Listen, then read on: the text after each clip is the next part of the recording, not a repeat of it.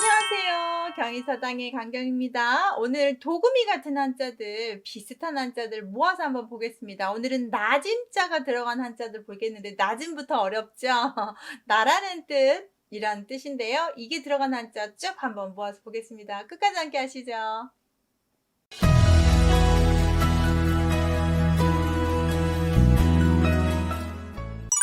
경기서당 책 있으신 분들은 182쪽에 정리했는데, 제가 오늘은 조금 더 그 페이지에 넣지 못한 부분을 몇 개 조금 더 넣습니다. 한번 모양 비슷하니까 한번 같이 보자 이런 거고요. 책 없으신 분은 영상 보셔도 아주 유익하실 것 같습니다. 함께 하시죠. 갑니다. 낮임, 이길승, 백길등, 등나무 등 어떻습니까? 똑같은데 여기다 힘력, 말씀원, 물수, 풀초 이런 거 집어넣네요. 그 다음 오를등, 이게 추가된 건 밭두둑 승, 바디승 이런 거 한번 넣어봤습니다. 이런 한자도 있더라고요. 구체적으로 보겠습니다. 낮은 자만 해석을 좀 잘 하시면 좋겠는데요. 이 앞에 있는 한자를 달월처럼 보이지만 배주로 볼게요. 그리고 배가 지나가면 물이 갈라지는 걸 여덟팔로 볼게요.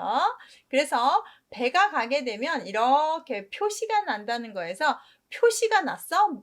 배가 지나간 자국이 났어? 자국이 난 걸 보고 조짐을 파악하는구나. 그 다음에 이 조짐이라는 뜻이 나중에 임금을 뜻하는 말로 가는데, 특히 진시황이 자기를 짐이라고 부르기 시작합니다. 그래서 그때부터 임금을 짐이라고 불러서 우리 사극에 보면 짐은 이렇게 얘기하죠. 임금님이 저는요 이런 뜻인데, 진시황 이후로는 임금은 자기를 겸손하게 짐이라고 표현할 때 이 한자를 썼다고 합니다. 그래서 우리가 나짐이라고 하는 거예요. 원래는 조짐조인데, 이 짐자는 나 신분 귀천이 없는 이쁜 말이었는데, 나중에 이 짐은 진시황이 자기만 쓰게 돼서 금지를 시킵니다. 그래서 임금한테만 씁니다. 조짐할 때의 의미도 있다. 혼자 쓰는 단어보다 이렇게 이런 조짐이나 나짐, 짐은 이럴 때 쓰는 단어라는 것만 보시면 되겠습니다. 앞에가 달월처럼 써 있지만 이렇게 옆으로 사선으로 되어 있는 모습으로 쓰기도 합니다. 이거는 조금 한번 써볼게요.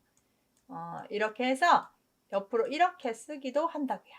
근데 컴퓨터가 이런 걸 구분하지 않고 쓰니까 같이 쓰는데, 원래 이렇게 배가 지나간 자국, 자국에서 어떤 조짐 이렇게 표현하는 거예요. 여기다가 이제 힘력을 집어넣었잖아요. 그러면 임금이 힘을 다해 이겨야 돼요. 싸움도 이기고 정치도 잘하시고 힘써 뭔가 이기려고 하셨다라고 해석을 하는 게 좀 좋겠습니다. 승리, 졌으면 승패, 끝까지 가면 결승, 그 다음에 승소, 승전고 다 이겼다는 뜻이죠. 아까 제가 썼던 것처럼 이제 달월이 이렇게 바뀌었잖아요. 그죠? 이게 배 모양이어서 그렇습니다. 그래서 승리하다, 승패하다, 결승 이런 단어로 씁니다. 보기만 해도 좀 힘이 뿌끈뿌끈하는 그런 한자예요. 자, 그 다음에 말씀원을 집어넣으면요. 내가 직접 말을 듣고 베꼈다. 말을 베꼈다. 나짐, 짐, 임금님이 글을 베꼈다. 이렇게 하셔도 되겠죠. 그래서 등본, 주민등록 등본, 원래 있던 것을 우리가 베껴 쓰는 거 등본, 등사, 등초 이런 말 할 때 쓴다는 거죠. 베끼다 라는 뜻이 있어요. 다 베낄사, 베낄초, 베끼다.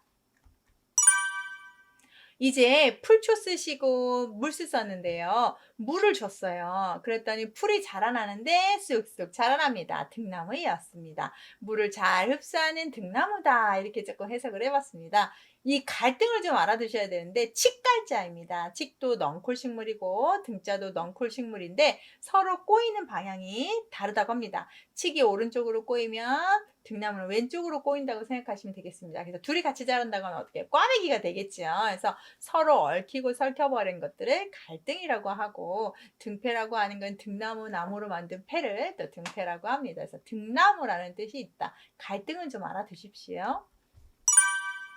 오를등인데요. 말이 올라간다는데, 우리가 흔히 오를등자 이자로 알고 계시죠. 같은 유인데요. 이거는 산으로 올라간다든지 어떤 정말 신체를 움직이는 거 할 때 좀 쓰는 경향이 있다면, 이 오를등은 주가가 올라간다든지 뭔가 그래프가 올라간다든지 좀 추상적인 게 올라갈 때 쓰는 경향이 있습니다. 임금이 말에 올라타셨다 이렇게 해석을 했지만, 추상적인 게 올라갈 때 써서 주가가 폭등했다, 등락했다, 등자가 오를 등을 써도 되지만 이렇게 쓰는 게 더 맞겠죠. 그 다음 비등점이다. 끓는 점이 올라가는 점, 백도씨죠. 그래서 이런 식으로 눈에 보이지 않는 그래프들이 올라갈 때 쓰는 경향이 좀 있어요. 여러분 책에는 없는데 밭전이라고 해서 이렇게 흑토를 써서 흙, 밭두둑 이런 한자도 있어서 참고하시는데 이길승처럼 승발음을 해요. 그 다음 한자 바디승이라고 해서 배틀 바디 있죠. 딱 실 끼워놓고 거기서 왔다 갔다 부기 하는 거. 그래서 내가 만든 배틀이다. 그래서 바디, 몸 바디가 아니고 배틀 바디여서 이렇게 나무목 들어가면 또 그렇게 하고 여기서 승발음도 있구나. 해서 한번 참고 한번 하셨으면 좋겠어서 넣습니다. 오늘은 도금이 같은 한자들 모아서 보겠는데요. 나뭇잎 옆이라고 하는 한자 들어간 걸 모두 모아봤습니다. 몇 자 되진 않은데요. 나뭇잎 옆자 들어간 한자 몇 자나 될까요? 함께 하시죠.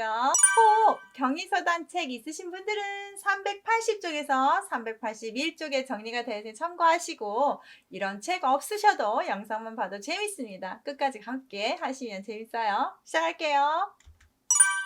나뭇잎 옆자 들어간 거 당연히 이거 한번 좀 해석하셔야 되고 이벽 풀초 들어갔네요. 나비접 이렇게 옆자에서 접자로 바뀝니다. 염탐할 첩자 있고요. 편지첩 있고 성곽희첩이라는 한자로 마무리 한번 해보겠습니다. 몇 자 안 되죠? 자, 나뭇잎 엽자는 네이버에 나뭇잎 엽을 찾아보면 이렇게 이런 나뭇잎 모양을 이렇게 표현한 거고 아래는 나무를 표현한 거구나 라고 해서 그림을 좀 참고하시면 편할 것 같아서 한번 참고했고요.